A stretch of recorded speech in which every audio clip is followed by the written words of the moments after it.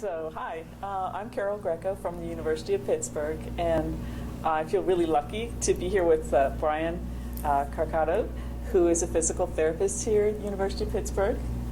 And so, why we're lucky is that he's actually been implementing some of the skills and procedures of the all-day course in psychologically informed physical therapy.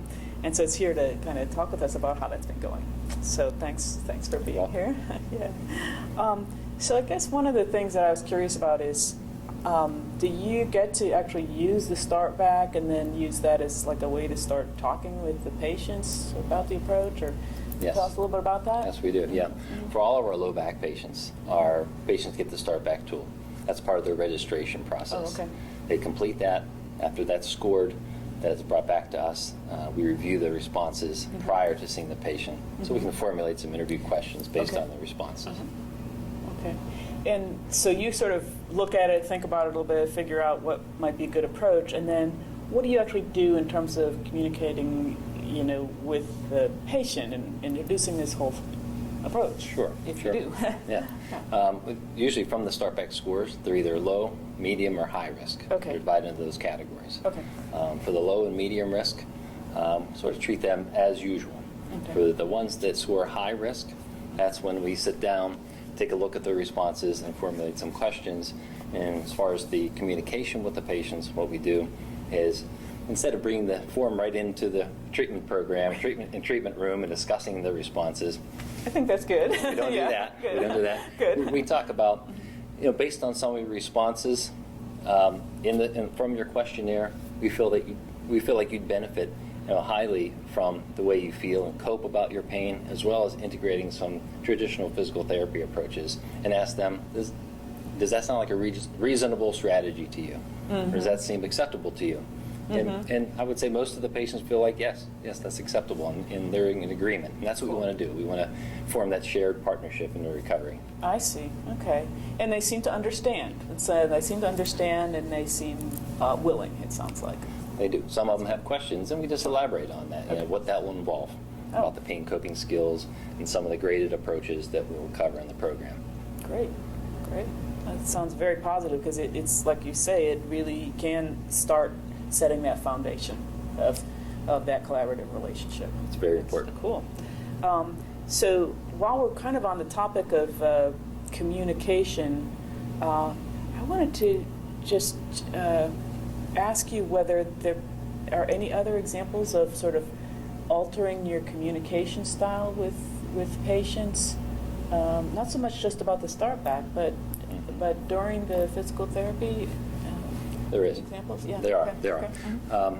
are. For instance, I think one important thing is to be relaxed in there with your patient. Oh, okay. Okay. Instead of standing in front of them or standing on top of them sitting on the treatment table or a chair, sit down with them. Sit down with them. Get down to their level, eye level, and speak with them. Make sure that they know that you're understanding them. Okay. Be receptive to their reports. Yeah. One other skill we used that we learned from the PIPT course is the active listening.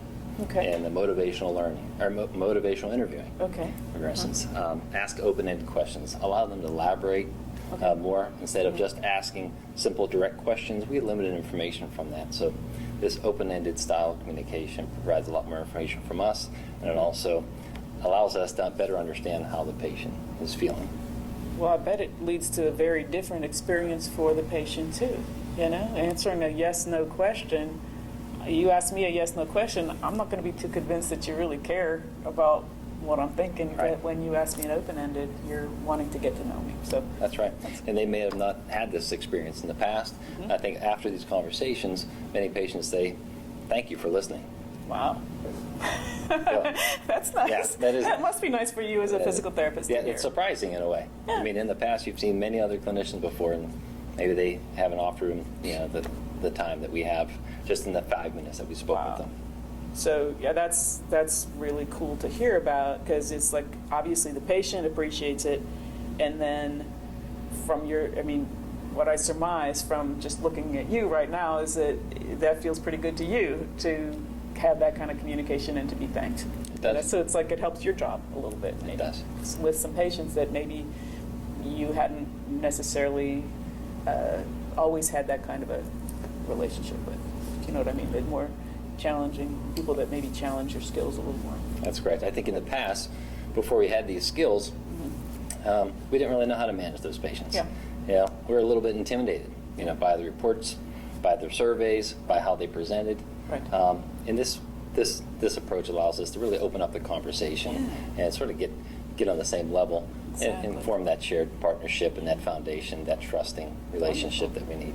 Yeah, that's great. I love that, and I love what you said about the very simple thing of just sitting down and being on the same level. Because you know this is what you're talking about: being on the same level, being partners, and just sitting down instead of like towering over them and looking down at them is really a nice, very simple way to start that. Wonderful. Great. So.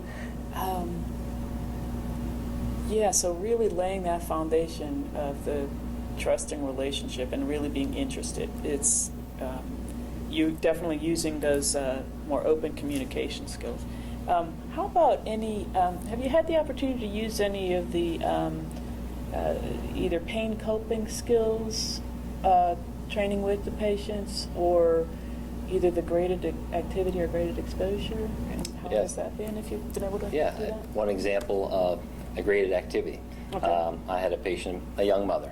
Okay. She had young children, and one of her major complaints was her inability to walk because of her back pain. Okay. She said, I can only walk, you know, just a couple minutes at a time, and I have to sit down because of my pain. Mm-hmm. And so that was one of our goals. That was one of our shared goals, to be for her to be able to walk at least a mile. That was her goal, a mile. And I said, why don't we break it down into quarter miles? Let's shoot for a quarter mile at a time.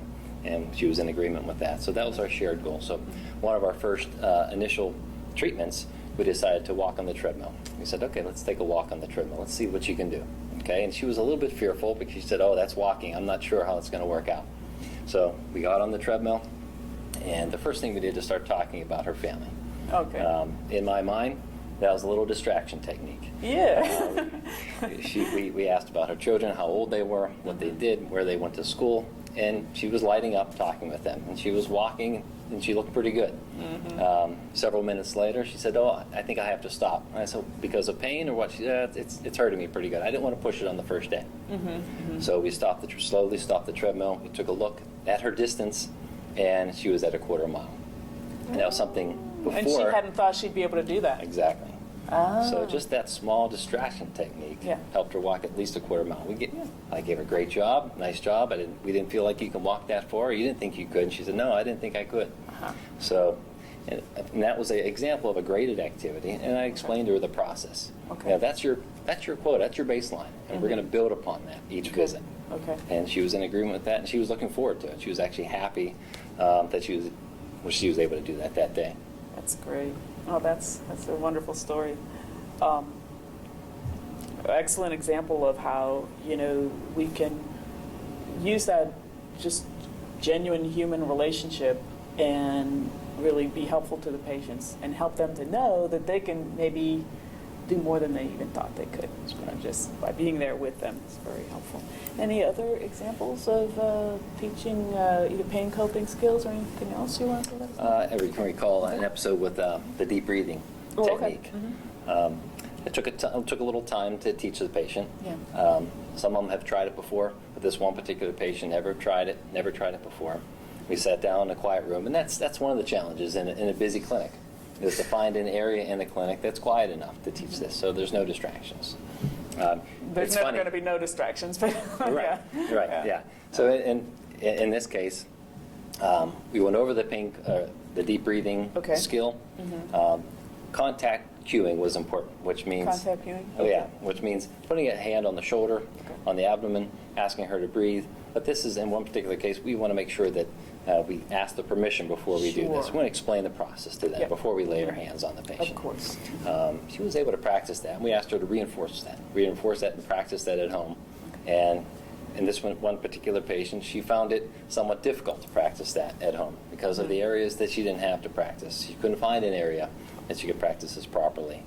So that's one of the challenges of that particular technique. I mean, there are other techniques that we can use, but we ask the patient to do your best to practice these techniques, and we'll review them in the clinic. Yeah, and if they come back, you always have the opportunity to do some fine tuning. That's And correct. as we're talking, I'm making a mental note to give a little bit more suggestions as to how to work with those barriers of people not finding a time and a place at home, because there really are some ways that we could work with that. So That's right. we'll add that into our PIPT course next time, hopefully. Great. So that sounds like it was well received, and yet there are some barriers. So now that we're kind of on that topic of challenges and barriers, and then also opportunities. As you were talking, you did say a few things like some things take time or whatever. So you want to take a minute or two to talk about the challenges of doing this approach, and then maybe any opportunities or the blessings of it, maybe? Sure, Okay. sure, absolutely. I think initially, and this is pretty new to all of us, this is fairly new to all of us, integrating into our practice. Sure. So the challenge is just learning the skills and being comfortable with each approach in working with our patients. On a mechanical standpoint, just the scheduling process. We know these patients may take a little more time in the beginning. So scheduling, arranging the schedule, maybe arranging patients around them as they come in, because some of our patients take more one-on-one time than others, and we want to make sure we give a lot of time, the appropriate time, for the initial evaluation and subsequent visits to make sure we give the best treatment available. So the opportunities, I think, for this approach is, it's refreshing. I think in the past, we've had some of these high-risk patients, and we didn't really know what to do with them. We felt sort of helpless in a way when they would come in. We do the best we can, but we could tell that we didn't really get to the crux of the problem. We didn't make that connection in the past. Maybe the patients wouldn't show. They'd be non-compliant. They wouldn't show after one visit. Some of us would say, wow, yeah, that's a relief. They didn't come back. I didn't really know what to do with them, unfortunately. Yeah. All right? But now we understand that leaving those patients go can have a potential downside of transitioning from that acute to the chronic stage, which is it's not good for them, and it's not good for the healthcare industry in general. Right. Yeah, and I just want to come back to something that I heard from you earlier in terms of a benefit of this approach. It's just that, you're getting in this field to help people, and you like working with people, I assume, so it's like when I heard you talk about how that more open communication is helpful, and really that relationship and setting a tone, I really got the sense that it can improve your experience at your job, with these particular people, as opposed to, I don't know what to do. That's correct. Yeah, we have these tools, these newfound skills that we've learned, and to implement them, it's satisfying. Yeah. It is satisfying, even though it can be challenging in the beginning. Sure. It is still satisfying that we have the information, that we have an approach that can be effective, with these particular patients. Good. Yes. Good. Well, did you have anything else? And if not, we'll just want to thank you.